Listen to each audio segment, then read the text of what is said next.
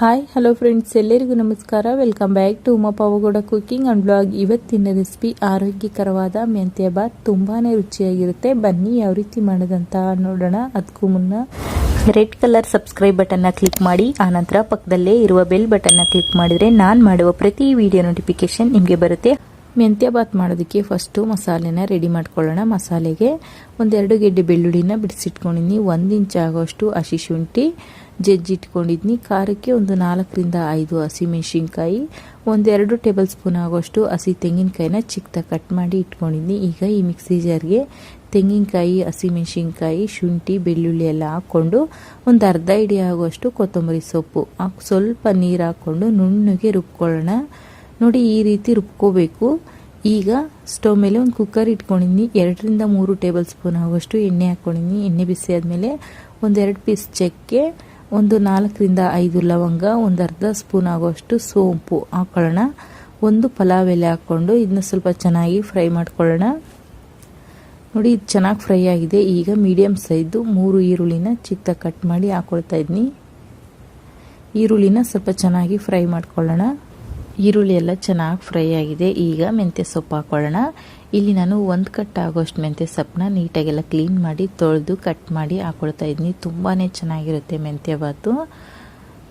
ಈಗ ಈ ಮೆಂತ್ಯ ಸೊಪ್ಪಿನ ಕಹಿ ಅಂಶ ಏನಿದೆಯೋ ಅದು ಚೆನ್ನಾಗಿ ಒಗ್ಗರಣೆಯಲ್ಲೇ ಹುರ್ಕೋಬೇಕು. ಕಹಿ ಅಂಶ ಎಲ್ಲ ಹೋಗೋವರೆಗೂ ಚೆನ್ನಾಗಿ ಹುರ್ಕೋಬೇಕು. ಇದರಲ್ಲೇ ಒಂದು ಅರ್ಧ ಹಿಡಿ ಆಗುವಷ್ಟು ಪುದೀನ ಹಾಕೊಳ್ಳೋಣ. ಪುದೀನ ಮತ್ತು ಮೆಂತ್ಯ ಸೊಪ್ಪಿನ ಕಹಿ ಅಂಶ ಏನಿದೆಯೋ ಅದು ಹೋಗೋವರೆಗೂ ಚೆನ್ನಾಗಿ ಹುರ್ಕೋಬೇಕು ಎಣ್ಣೆಯಲ್ಲೇ. ಸ್ವಲ್ಪ ಹಸಿ ಇತ್ತು ಅಂದರೆ ಪಲಾವೆಲ್ಲ ಕಹಿ ಬಂದುಬಿಡುತ್ತೆ. ಹಂಗಾಗಿ ಚೆನ್ನಾಗಿ ಹುರ್ಕೋಬೇಕು ಇವೆರಡದು ಕಹಿ ಅಂಶ ಹೋಗೋವರೆಗೂ.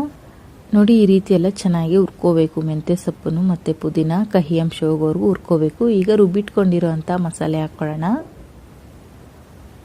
ಮಸಾಲೆ ಹಾಕ್ಕೊಂಡು ಈಗ ಒಂದು 100 ಗ್ರಾಮ್ ಆಗೋಷ್ಟು ಹಸಿ ಬಟಾಣಿ ಹಾಕ್ಕೊಳ್ತಾ ಇದ್ದೀನಿ. ಹಸಿ ಬಟಾಣಿ ಇಲ್ಲ ಅಂದರೆ ಒಣ ಬಟಾಣಿನ ನೆನೆಸ್ಬಿಟ್ಟು ಹಾಕ್ಕೊಳ್ಳಿ.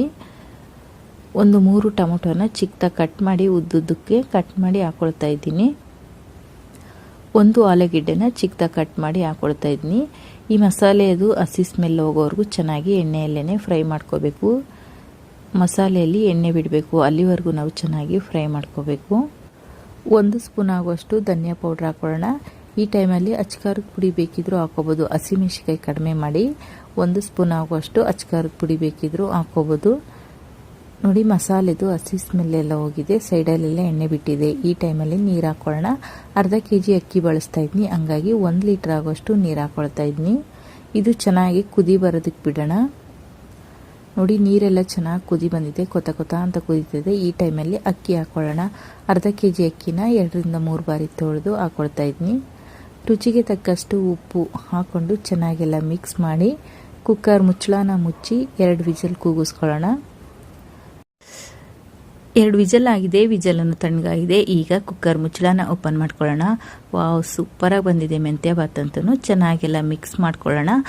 ಎಲ್ಲರಿಗೂ ಗೊತ್ತಿರೋ ಹಾಗೆ ಮೆಂತ್ಯ ಸೊಪ್ಪು ಆರೋಗ್ಯಕ್ಕೆ ತುಂಬಾ ಒಳ್ಳೆಯದು, ಬ್ಲಡ್ ಇಂಪ್ರೂವ್ ಮಾಡುತ್ತೆ. ಮೆಂತ್ಯ ಸೊಪ್ಪಿನ ಸೊಪ್ಪು ಸಾಂಬಾರು ಹಾಗೂ ಪಲ್ಯ ತಿಂದು ಬೇಜಾರಾದಾಗ ಈ ರೀತಿ ಬಾತ್ ಮಾಡ್ಕೊಳ್ತೀನಿ. ಪದೇ ಕೇಳಿ ಮಾಡಿಸ್ಕೊಂಡು ತಿಂತಾರೆ, ಅಷ್ಟು ರುಚಿಯಾಗಿರುತ್ತೆ. ನೋಡಿದ್ರಲ್ವಾ ಮೆಂತ್ಯ ಸೊಪ್ಪಿನಿಂದ ಯಾವ ರೀತಿ ಬಾತ್ ಮಾಡೋದಂತ. ಈ ರೆಸಿಪಿ ನಿಮಗೆ ಇಷ್ಟವಾದರೆ ಲೈಕ್ ಮಾಡಿ, ಕಮೆಂಟ್ ಮಾಡಿ, ಶೇರ್ ಮಾಡಿ. ಇನ್ನು ಚಾನಲ್ ಸಬ್ಸ್ಕ್ರೈಬ್ ಆಗಿಲ್ಲ ಅಂದರೆ ಸಬ್ಸ್ಕ್ರೈಬ್ ಆಗಿ, ಪಕ್ಕದಲ್ಲೇ ಇರುವ ಬೆಲ್ ಬಟನ್ನ ಕ್ಲಿಕ್ ಮಾಡಿದರೆ ನಾನು ಮಾಡುವ ಪ್ರತಿ ವಿಡಿಯೋ ನೋಟಿಫಿಕೇಶನ್ ನಿಮಗೆ ಬರುತ್ತೆ. ಇನ್ನಷ್ಟು ಈಸಿ ರೆಸಿಪಿಗಾಗಿ Uma Pavagada cooking channel and ಬ್ಲಾಗ್ನ ನೋಡ್ತಾ ಇರಿ. ವಿಡಿಯೋ ನೋಡಿದ್ದಕ್ಕಾಗಿ ಧನ್ಯವಾದಗಳು.